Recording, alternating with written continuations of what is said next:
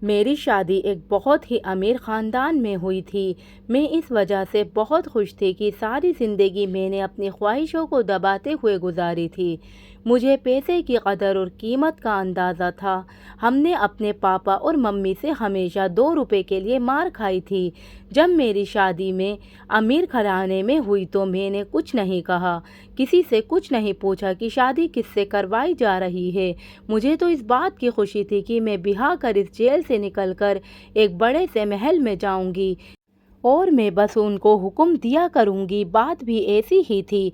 मेरी बारात मेरे घर के अंदर दाखिल हुई तो मैं सोच नहीं सकती थी कितने इतने स्मार्ट और महंगे महंगे कपड़े वाले लोग जो मेरे घर पर आए हैं वे मेरे ससुराल वाले हैं। उन सबके चेहरे पर बहुत ही खूबसूरती और चमक धमक थी। हमारा मोहल्ला तो गरीबों का मोहल्ला था। हमने तो मेकअप भी सस्ता वाला करा रखा था, लेकिन जब वह लोग मुझे ब्याह कर अपने घर ले गए तो उस घर को तो देखती ही रह गई। घर क्या था, राजा महाराजाओं जैसा महल था।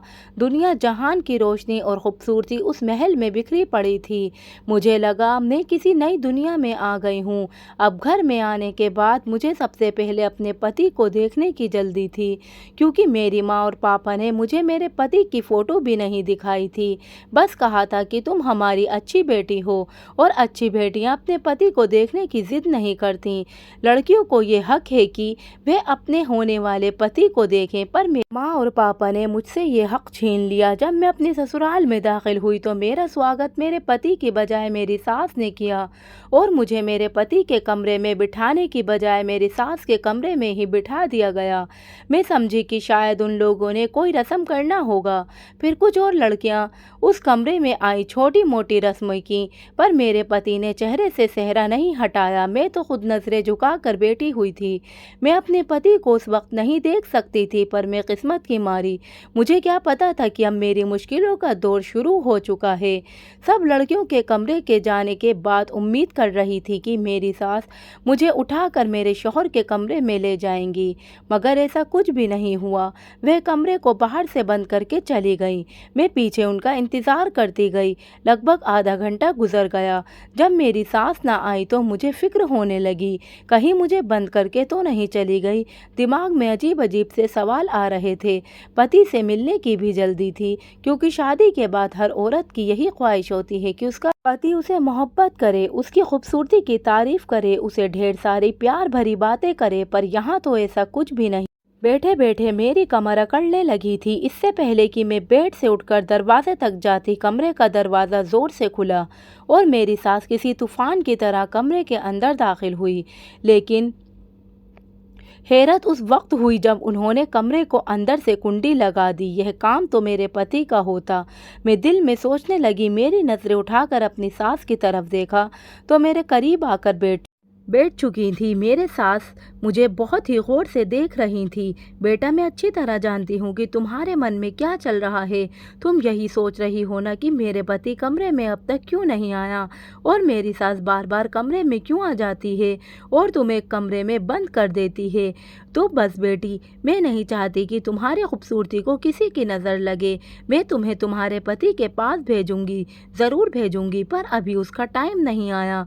तो फिलहाल मेरे कमरे में बैठे हो। हाँ, ऐसा करो कि यह कपड़े बदल लो और कोई कंफर्टेबल से कपड़े पहन लो ताकि तुम्हें सोने में आसानी रहे। मेरी सास बहुत अच्छी थी। उनके चेहरे से ही शफाकत नज़र आ रही थी। पूजा पाठ में भी बहुत ज़्यादा विश्वास रखने वाली थी। मुझे भी खुशी हुई कि चलो अच्छा है।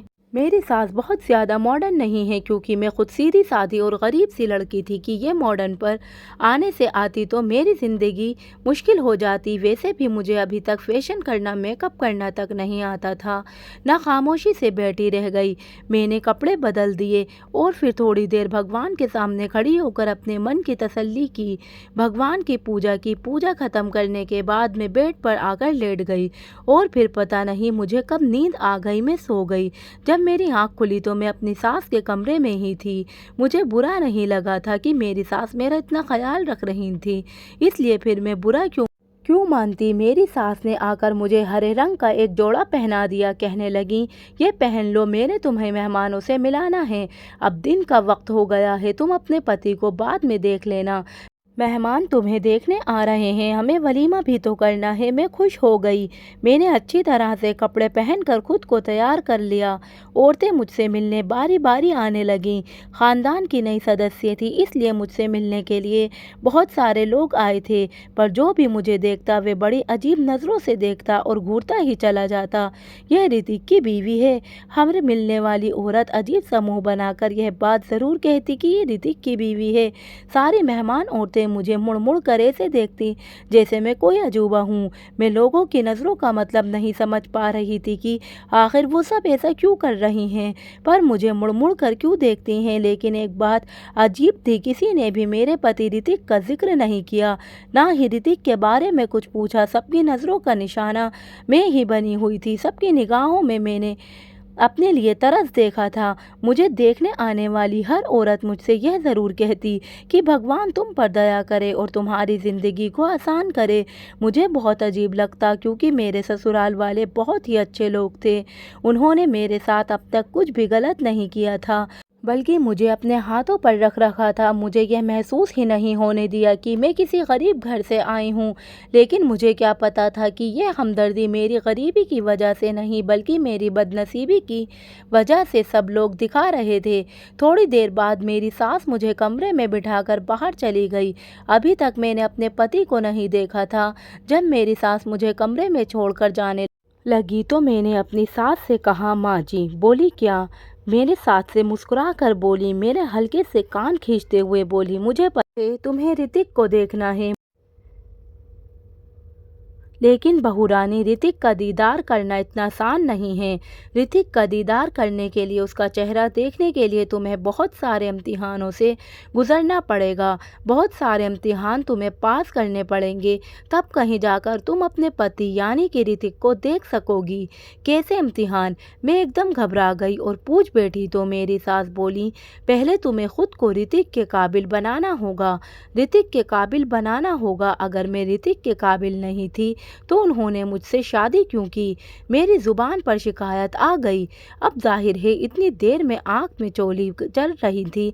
मेरा हक तो बनता था कि मैं अपने पति के बारे में अपनी सास से सवाल कर सकूं। मेरी सास मेरी बात सुनकर कानों पे हाथ लगा कर बोली, अरे भाई, पति से मिलने के लिए इतनी जल्दी? हमारे ज़माने में तो लड़कियां इतना शर्माती थी कि जब कोई रिश्ता लेने के लिए उनके घर में आता था तो वे सामने से ही नहीं आती थी, और फिर पति से हफ्ता हफ्ता नज़रें नहीं मिला पाती थी। पर आजकल की ये लड़कियां, उन्हें तो पति से बातें करने का बड़ा शौक होता है। मेरी सास की सोच बहुत ही पुरानी ज़माने की थी। मैंने खामोश रहना ही अच्छा समझा। चलो, आखिर अपने बेटे को कितने दिन तक मुझसे दूर रखेंगी? वह भी मुझसे मिलने के लिए बेचैन नहीं होंगे, क्योंकि जब मर्द शादी करता है तो बीवी से मिलने का दिल उसका भी करता है। मैं अकेली तो नहीं तड़प रही थी इस आग में। मैं यही सोचकर खामोश हो गई। लेकिन मेरे पति की तरफ से किसी भी तरह की कोई जल्दबाजी दिखाई नहीं दे रही थी। कहीं से भी कोई आसार नज़र नहीं आ रहे थे। क्यों नहीं मुझसे मिलने की जल्दी है? इसी तरह से पूरा दिन गुजर रहा था। दोबारा रात हो गई।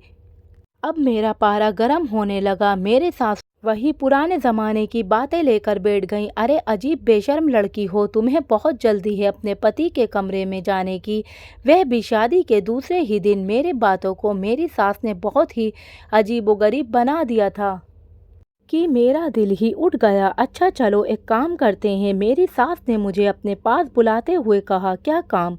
मैंने सवालिया नज़रों से उनकी तरफ देखा। बेटा, जब तुम्हारे पति तुमसे मिलने के लिए आए तो तुम दोनों के बीच एक पर्दा होना चाहिए, कम से कम 7 दिन तक। तुम्हें सुबह सवेरे उठकर आरती करनी होगी और सोने से पहले भी भगवान जी की पूजा करनी होगी। हमारे जो पंडित जी हैं उन्होंने यही कहा है कि 7 दिन तक तुम्हें यह विधि करनी होगी, और इससे पहले तुम अपने पति का चेहरा नहीं देख सकती।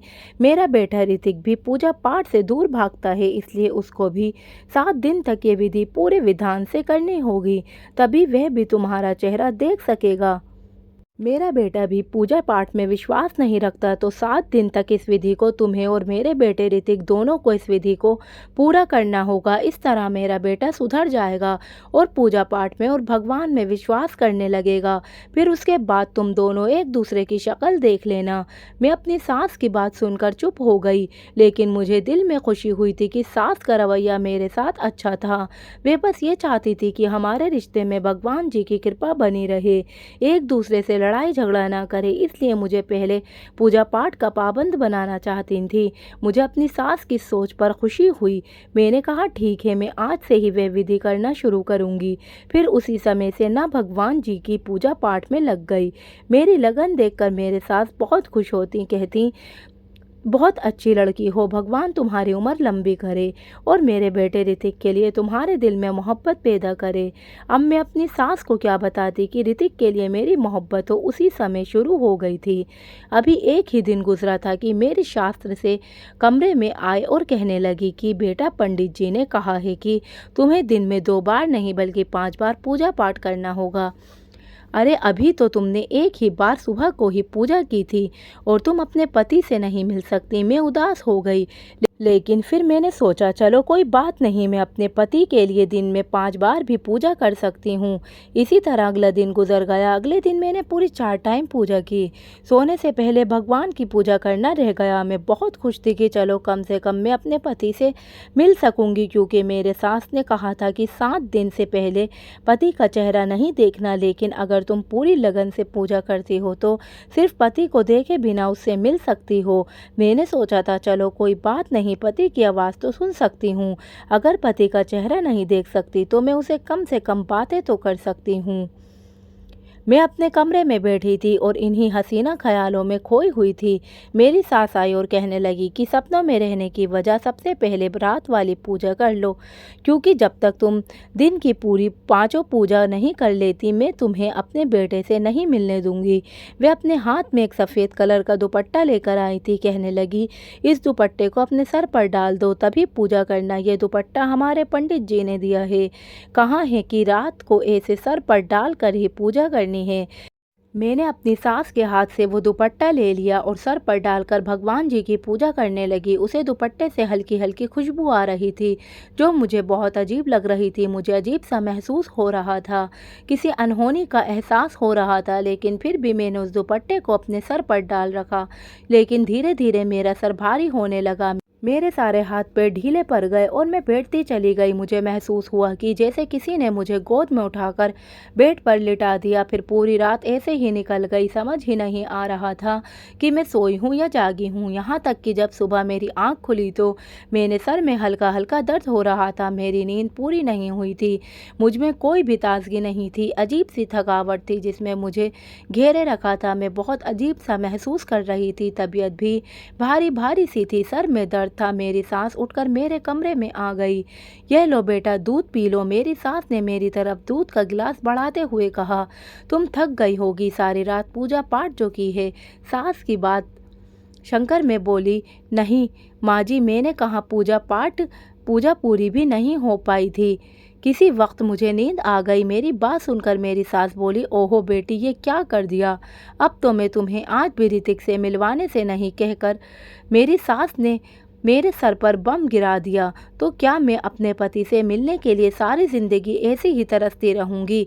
मेरी बात सुनकर मेरी सास ज़ोर से हंस पड़ी। मेरे सास कहने लगी, मैंने कब कहा कि तुम ऋतिक से नहीं मिल सकती। बस आज की पूजा पाठ पूरे विधि विधान से कर लेना, फिर तुम रात को ऋतिक से मिल सकती हो। मैंने अपनी सास से कहा, ऋतिक का दिल नहीं करता मुझसे मिलने के लिए। तो मेरी सास हंस पड़ी, अरे वह तो दिन रात मेरा दिमाग खाता है कि मुझे नशा से मिलवा दो।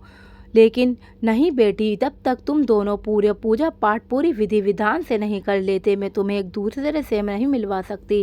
सास की बात सुनकर मैं खामोश हो गई। आज तो मेरा पूजा करने का भी दिल नहीं कर रहा था, क्योंकि 3 दिन हो गए थे और मैंने अपने पति को देखा ही नहीं था। पर फिर एक अजीब ही सिलसिला शुरू हो गया। मैं दिन में 4 बार पूजा करती, लेकिन रात की पूजा के बाद मेरी सास मेरे कमरे में आती और कहती कि बेटा, आज मैं तुम्हारे लिए फला चीज़ खाने को लाई हूँ, ये तुम खा लो। मैं ये चीज़ खा लेती और उसे खाते ही मुझे नींद आ जाती। मेरी सास कभी खजूर लेकर आ जाती, तो कभी दूध की प्याली, तो कभी खीर, तो कभी शरबत। सास की लाई हुई चीज़ों को खाते ही मन नींद की आगोश में चली जाती। फिर पूरी रात सोई रहती, न जागती रहती। बस ऐसा लगता कि मेरे पास कोई है, मैं किसी को अपनी आगोश में महसूस करती। लेकिन एक रात मैंने सोच लिया कि सच्चाई जान कर रहूँगी। क्या फिर रात को मेरे पास कौन होता है और मेरी सास मुझे सुलाने वाली चीज़ें क्यों खिला देती हैं। रात होते ही जैसे ही मेरी सास मेरे पास आई और कहने लगी, बेटा मैं तुम्हारे लिए ये जूस लेकर आई हूँ, इसे पी लो, तुम्हें ताकत मिलेगी।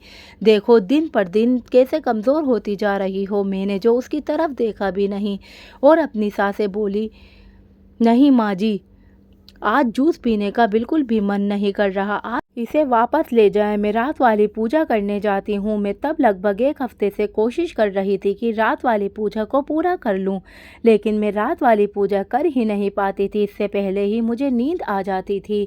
इसलिए आज मैंने सोच लिया था कि कुछ भी नहीं खाऊंगी पीऊँगी। मेरे सास मुझे तुम करते हुए बोली, कोई बात नहीं, पूजा भी कर लेना, लेकिन पहले ये जूस पी लो। लेकिन मैंने अपनी सास को कह दिया कि मुझे जूस नहीं पीना। मेरे तेवर देखकर मेरी सास मुझे छोड़कर चली गई। वे समझ गई थी कि अब मैं उनके और बहकावे में नहीं आने वाली। थोड़ी देर के बाद मेरे सास कमरे में दाखिल हुई। बहुत ही तेज़ परफ्यूम लगा रखा था।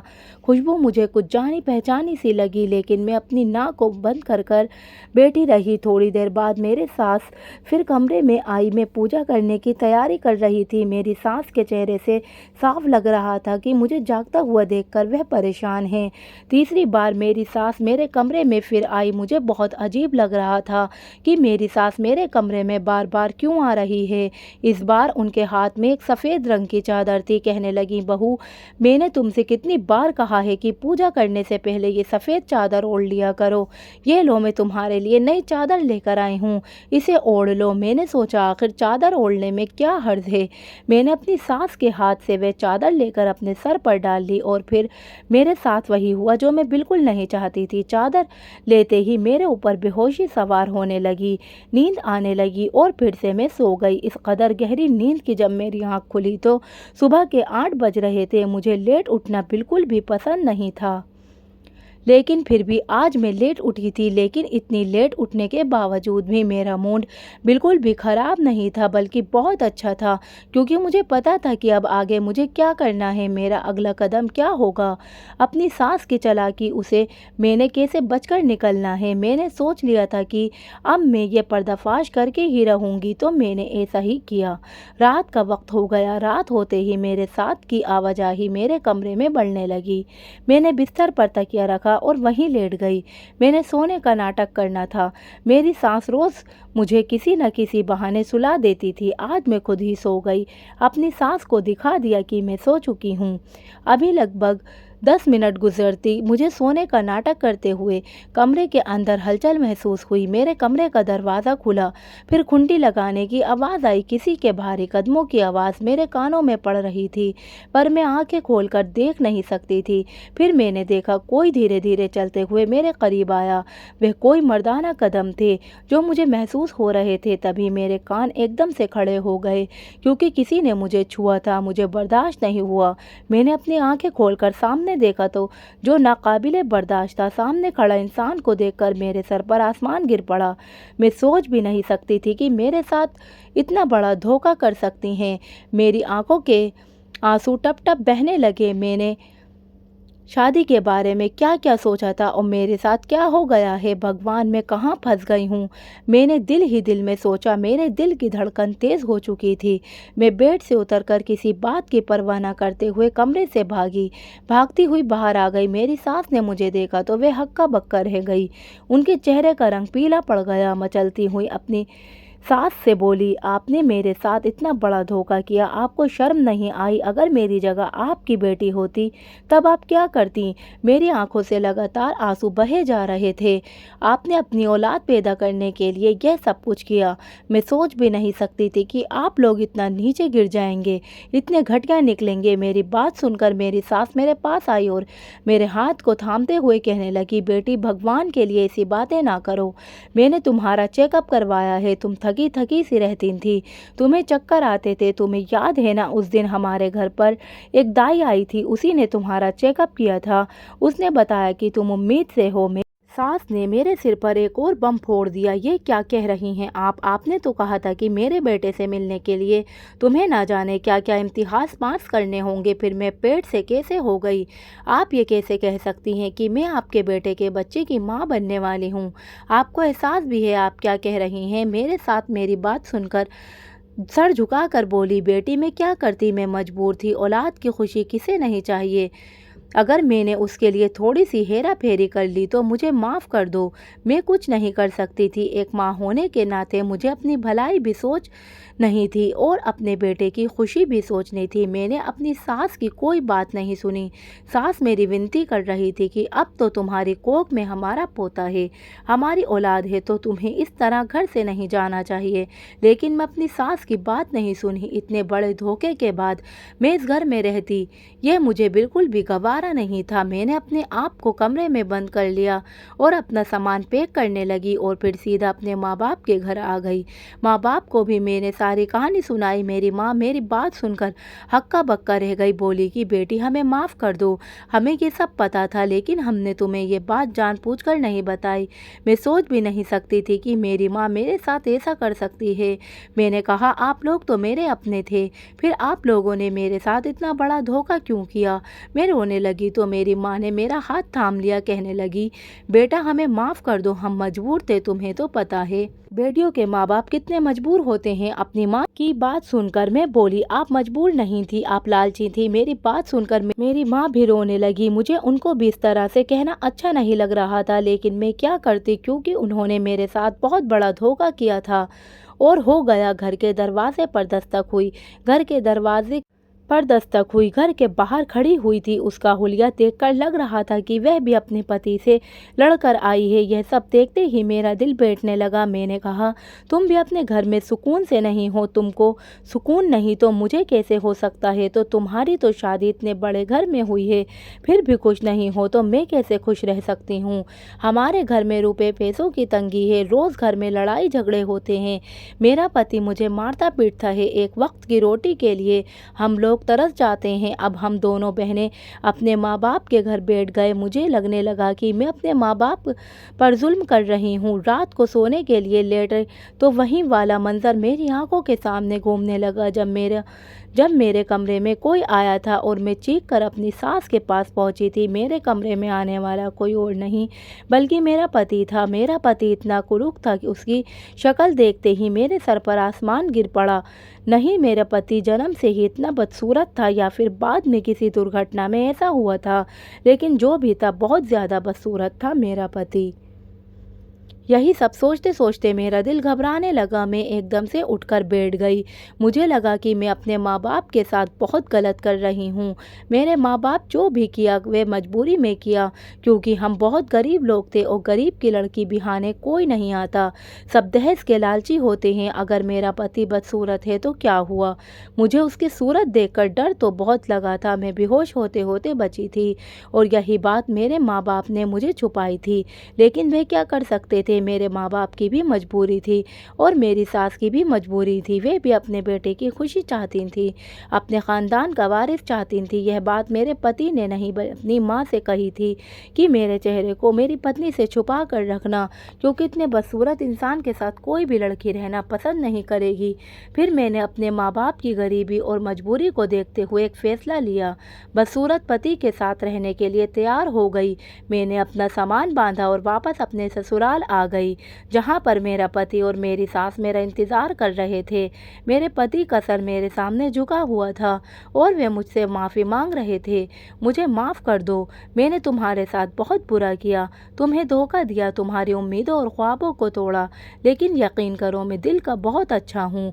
मेरी सास भी मुझसे माफ़ी मांग रही थी, कहने लगी बेटा हमें माफ़ कर दो, हमारी मजबूरी थी। कौन माँ ऐसी होगी, क्यों नहीं चाहेगी कि उसके बेटे का घर बस जाए और उसके ख़ानदान को वारिस मिल जाए।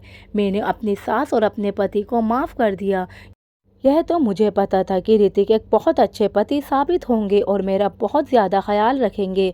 अब जो भी था जैसा भी था, ऋतिक ही मेरे पति थे, इसलिए मैंने अपने पति को माफ़ कर दिया और अपने पति के घर पर ही रहने का फ़ैसला किया। दोस्तों, आपको ये कहानी कैसी लगी हमें कमेंट बॉक्स में ज़रूर बताएं और अगर कहानी अच्छी लगी हो तो चैनल को सब्सक्राइब ज़रूर करें। धन्यवाद।